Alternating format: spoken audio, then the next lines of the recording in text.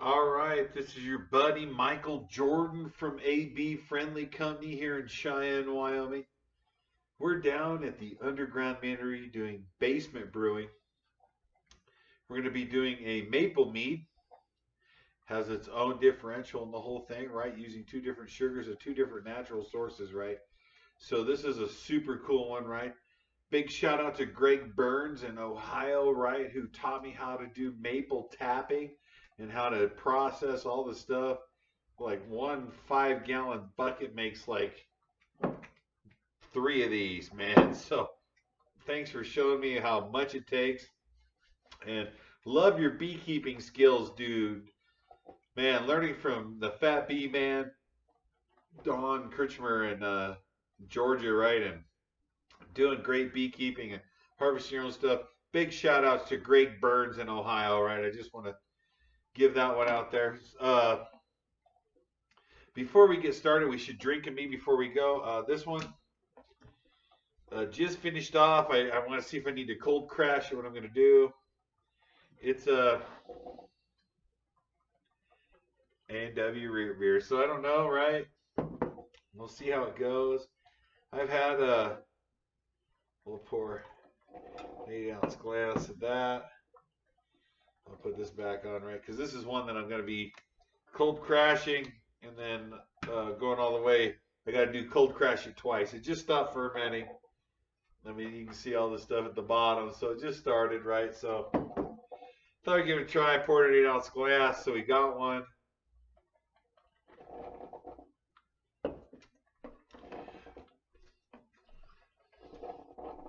Oh man, I'm a little disappointed in it. I mean, it's not. Don't get me wrong, it's not bad. But if you've had something like Dad's root beer, uh, this isn't your Dad's root beer or other. It tastes just like one of those root beer. I thought it'd be something special and something, right? But it tastes. It don't get me wrong. It tastes like root beer. I mean, it tastes like root beer. I was just hoping more, maybe more root taste from it. Maybe I need to add more root instead of going with just A&W root beer. Anyway, not bad. It's not bad. I mean, we're gonna do good with it. So we're gonna be making a maple mead. So remember, always keep your stuff together. Let's go over the ingredients, right? I'm gonna be using 2 pounds of dark maple syrup. I'm gonna be using 2.5 pounds of clover honey, and I'll be using the red pack or red star yellow pack premier blanc yeast and water through an osmosis machine. Well water works good. Bottled water works great if you're using tap water from your house from the city. Let it aerate for about a week. So that's basically the ingredients. We're going to go ahead and talk about the equipment. For the equipment, we're going to have a 1 gallon fermentation device. Make sure you save the lid on it. The lid becomes very important as we go. We're going to have one testing vial, right, to do the specific gravity. The specific gravity tells us the amount of alcohol that's going to be inside the unit of alcohol that we're brewing. With that, we're going to need a specific gravity reader called a hydrometer. This will give us our starting sugar. And when we're all done, if we really like it, we want to really define it, how badass it is, we can go ahead and see what the alcohol was by seeing what the specific gravity started and where it ended. With that, it comes with yeast content. With the yeast content, we're going to go ahead and get a thermometer. We want to drop our yeast between 68 and 78 degrees. Some people like between 75 and 85. Depends on climate, altitude that you're using, and how you like to use your yeast. With the yeast we're using the Red Star Premier Blanc Yellow Pack, and it works pretty good at the temperatures we're saying at a lower temperature, higher altitude. We'll also have our scissors so we can cut up everything. And that's basically all of our equipment and all the ingredients that we'll be using to brew. All right, let's get started. We're going to go ahead and start adding our honey into our fermentation device. We're adding 2.5 pounds of honey. I recycle and reuse all my jugs. It's more of a clover saffron that we're using, but it's a high clover content. And we just dump it in. Then remember, once it starts flowing, remember to lift up and get it so it flows. If you haven't seen some of our videos, if the honey boil up and then flow over down the side, and you just kind of lose out on a lot of honey, and it makes a mess. So remember that you lift it up in the air and get the honey to flow. Now we're using a plastic container, and it gives me the ability to really let the honey flow out just like that. Right? We don't want it to flow over the jug or anything like that. So just kind of keep an eye on it. Right? There's some air.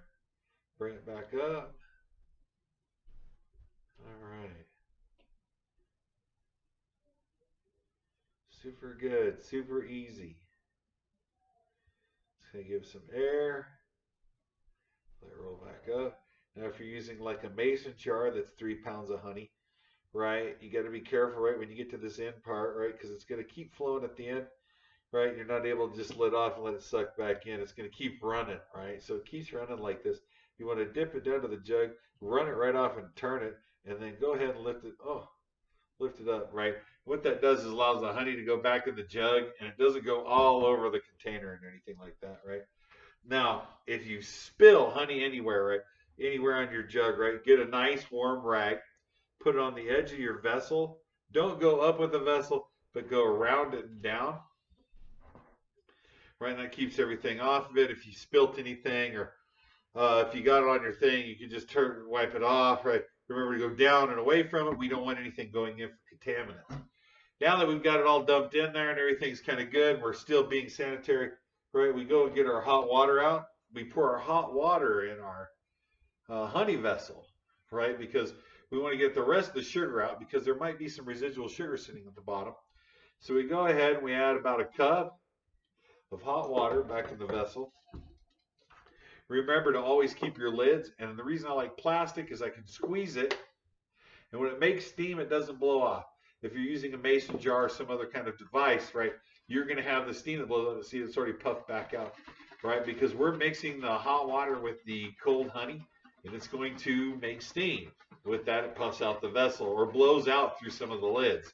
So make sure you know what you're doing, right? Get the honey out, right? As you can see, it's basically dissolved. We don't want to leave any residual honey inside of our container.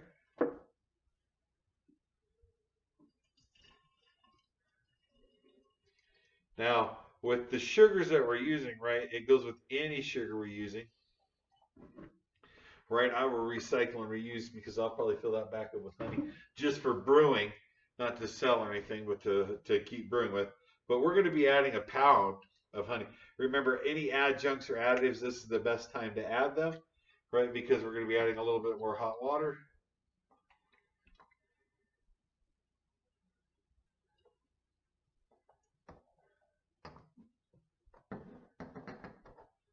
All right.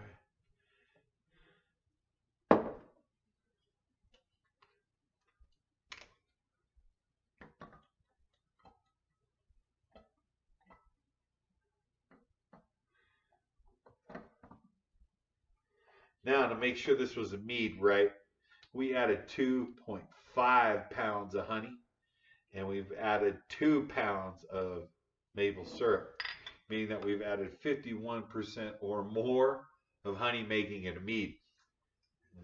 Let's recycle over there. So now I've got my maple syrup and my honey all in there, and we're going to mix it together.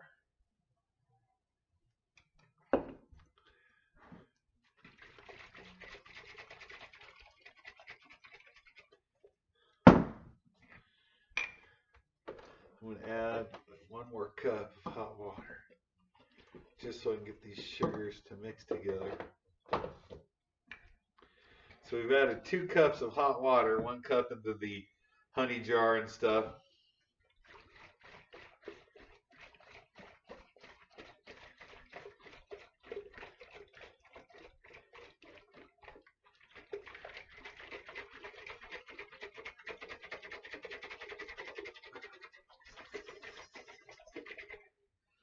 All right.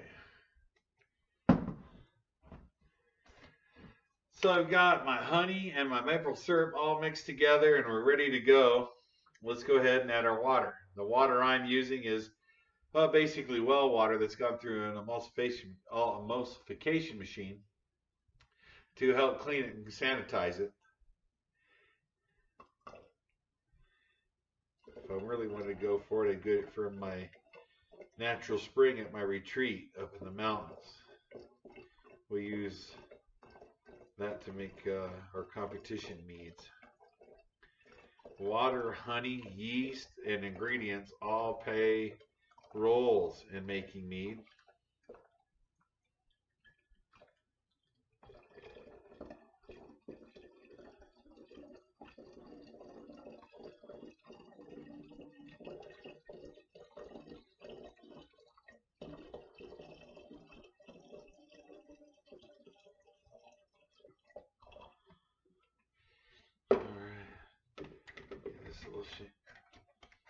It smells like caramelization.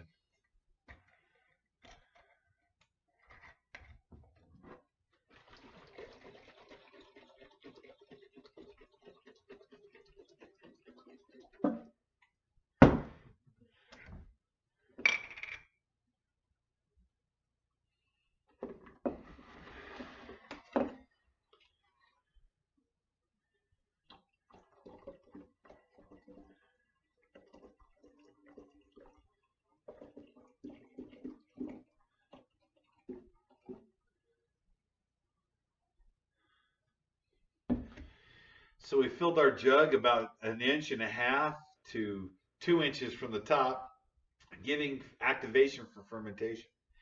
So we basically now made a maple mead, man. Maple syrup, 2.5 pounds, or 2 pounds of maple syrup, 2.5 pounds of honey to make sure it's more of a mead. It's a sugar additive that makes it more of a mead than it does any other sugars. And we made a pretty good, right? So I'm hoping this will be around about 13 to 50% alcohol comparing the sugar with the maple syrup.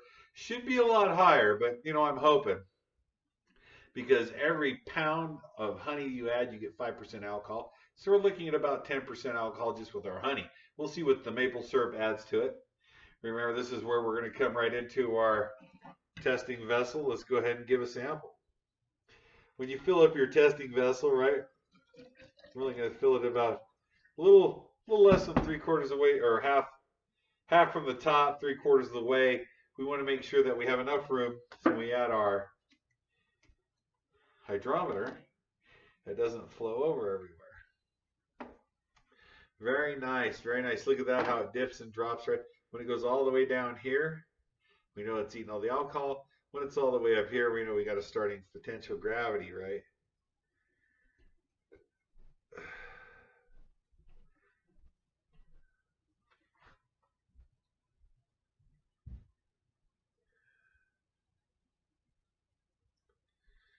All right, so we're at 1.100. All right, let me write that down. 1.100 starting gravity. Right, so what we have right now is a maple mead. We have 2 pounds of maple, 2.5 pounds of honey. We're going to be using the Red Star Premier Blanc Yellow Pack yeast. We wrote down the date, and now we're also doing the starting gravity of 1.100. That's basically where we're starting out. It could be higher depending on what maple syrup or what kind of honey you're using, but that should be the average for us. So let's see what that is potentially. That is 14%, right? So that's not too bad, right? So we're at about 14% alcohol. Right now is a good time to take your temperature reading. Right, we're trying to look to see what the temperature is. I like, 68 to 78 degrees before I drop my yeast. Some people like 75 to 85, depending on the altitude climate that you're using, type of yeast, read the directions, experiment a little, see what's going on. But if you want to make a starter, this would be your starter mix, right, at 72 degrees, right? So at 72 degrees, I could go ahead and I could take my yeast, taking my scissors, cutting my pack open. I could dump my yeast in here and watch it rise and make all the stuff and have to pay attention and make a starter to see if it's all working. But I've never had any problems with just dry dropping it, right? So I usually just dry drop it in. Put my lid on. Give it a jostle.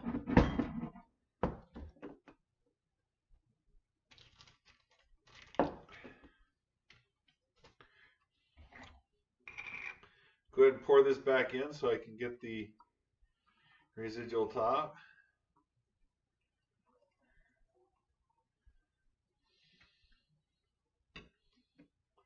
Put my airlock on.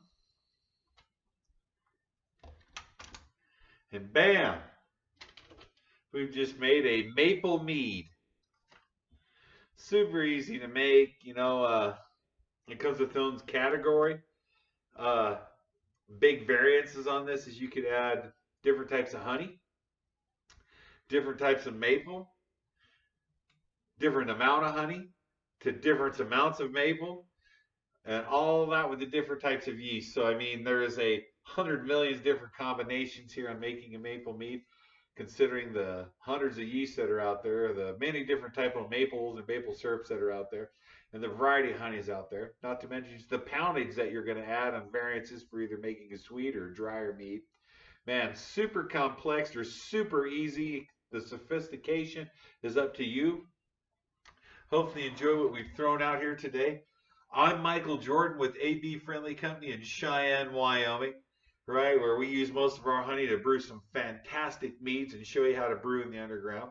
You are in the basement of the underground meadery right now, and you're learning how to make 1-gallon batches of mead.